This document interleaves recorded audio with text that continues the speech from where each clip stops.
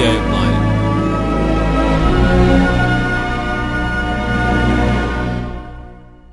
അയ്യോ, പൊന്നു മങ്ങിപ്പോയി, നിർമ്മല തങ്കം മാറിപ്പോയി. വിശുദ്ധ രത്നങ്ങൾ സകല വീതികളുടെയും തലയ്ക്കൽ ചുരിഞ്ഞുകിടക്കുന്നു. തങ്കത്തോട് തുല്യരായിരുന്ന സിയോന്റെ വിശിഷ്ട പുത്രന്മാരെ കുശവന്റെ പണിയായ മൺപാത്രങ്ങളെ പോലെ എണ്ണിയിരിക്കുന്നതെങ്ങനെ? കുറുനരികൾ പോലും മുല കാണിച്ച് കുട്ടികളെ കുടിപ്പിക്കുന്നു. എന്റെ ജനത്തിന്റെ പുത്രിയോ മരുഭൂമിയിലെ ഒട്ടകപക്ഷിയെപ്പോലെ ക്രൂരയായി തീർന്നിരിക്കുന്നു. മുല കുടിക്കുന്ന കുഞ്ഞിന്റെ നാവ് ദാഹം കൊണ്ട് അണ്ണാക്കോട് പറ്റിയിരിക്കുന്നു. പൈതങ്ങൾ അപ്പം ചോദിക്കുന്നു, ആരും നുറുക്കി കൊടുക്കുന്നതുമില്ല. സാധുഭോജ്യങ്ങളെ അനുഭവിച്ചു വന്നവർ വീതികളിൽ പട്ടിണി കിടക്കുന്നു. ധൂമർ വസ്ത്രം ധരിച്ചു വളർന്നവർ കുപ്പകളെ ആലിംഗനം ചെയ്യുന്നു. കൈതൊടാതെ പെട്ടെന്ന് മറിഞ്ഞുപോയ സോദോമിന്റെ പാപത്തേക്കാൾ എന്റെ ജനത്തിന്റെ പുത്രിയുടെ അകൃത്യം വലുതാകുന്നു. അവളുടെ പ്രഭുക്കന്മാർ ഹിമത്തിലും നിർമ്മലന്മാരും പാലിലും വെളുത്തവരുമായിരുന്നു. അവരുടെ ദേഹം പവിഴത്തിലും ചുവപ്പുള്ളതും അവരുടെ ശോഭ നീലക്കല്ല് പോലെയുമായിരുന്നു. അവരുടെ മുഖം കരിക്കട്ടയേക്കാൾ കറുത്തിരിക്കുന്നു. വീതികളിൽ അവരെ കണ്ടിട്ട് ആരും അറിയുന്നില്ല. അവരുടെ ത്വക്ക് അസ്ഥികളോട് പറ്റി ഉണങ്ങി മരം പോലെ ആയിത്തീർന്നിരിക്കുന്നു. വാൾ കൊണ്ട് മരിക്കുന്നവർ വിശപ്പ് കൊണ്ട് മരിക്കുന്നവരിലും ഭാഗ്യവാന്മാർ. അവർ നിലത്തിലെ അനുഭവമില്ലായികയാൽ ബാധിതരായി ക്ഷീണിച്ചു പോകുന്നു. കരുണയുള്ള സ്ത്രീകൾ തങ്ങളുടെ പൈതങ്ങളെ സ്വന്തം കൈകൊണ്ട് പാകം ചെയ്തു. അവരുടെ ജനത്തിൻ പുത്രിയുടെ നാശത്തെങ്കിൽ അവർക്ക് ആഹാരമായിരുന്നു. യഹോവ തന്റെ ക്രോധം നിവർത്തിച്ചു,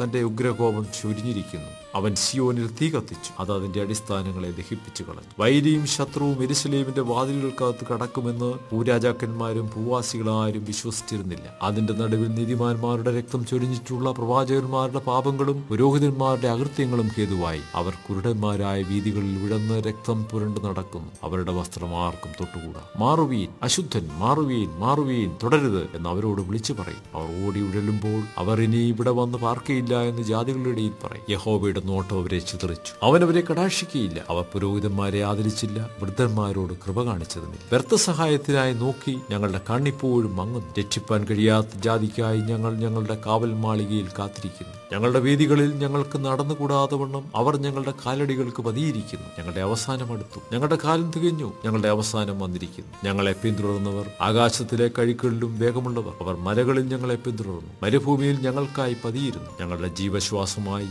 യഹോവയുടെ അഭിഷിക്തനായവൻ അവരുടെ കുഴികളിൽ അകപ്പെട്ടിരിക്കുന്നു. അവന്റെ നിഴലിൽ നാം ജാതികളുടെ മധ്യേ ജീവിക്കുമെന്ന് ഞങ്ങൾ വിചാരിച്ചിരുന്നു. ഊസ് ദേശത്ത് പാർക്കുന്ന ഏദോം പുത്രിയെ സന്തോഷിച്ചാനന്ദിക്കുക. പാനപാത്രം നിന്റെ അടുക്കിലേക്കും വരും, നിന്റെ ലഹരി പിടിച്ച് നിന്നെ തന്നെ നഗ്നയാക്കും. സിയോൻ പുത്രിയെ, നിന്റെ അകൃത്യം തീർന്നിരിക്കുന്നു, ഇനി അവൻ നിന്നെ പ്രവാസത്തിലേക്ക് അയക്കുകയില്ല. ഏദോം പുത്രിയെ, അവൻ നിന്റെ അകൃത്യം സന്ദർശിക്കുകയും നിന്റെ പാപങ്ങൾ വെളിപ്പെടുത്തുകയും ചെയ്യും.